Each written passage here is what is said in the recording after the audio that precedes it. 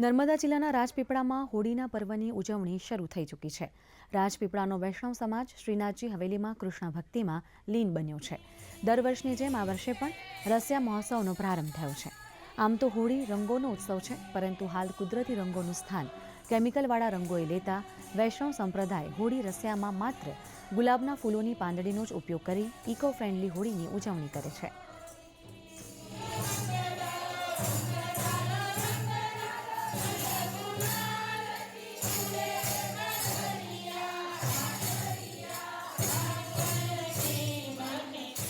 बसंत पंचमी थी ते के पूनम लगीने होળી रसियाना खूब धूम मचावे छे અને બસ્તારામાં અને નનગામમાં લઠમાર હોળી થાય છે। આ હોળીનો પ્રસંગ એટલો અનેરો છે કે લોકો ખૂબ આનંદમાં થાય છે। અમે રાજપીપળામાં ખૂબ આનંદથી બધા દિવસ રસિયા કરીએ છીએ અને ખૂબ આનંદથી એનો ઉજવણી કરીએ છીએ।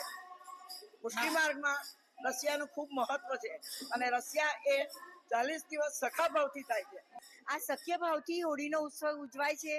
રાશિપલાની સર્વ વૈષ્ણવ બહેનો મંદિરમાં હોળીના ઉત્સવમાં ખૂબ આનંદ કિલ્લોલથી રસિયા ગાઈને આ આનંદની ઉજવણી કરી રહી છે।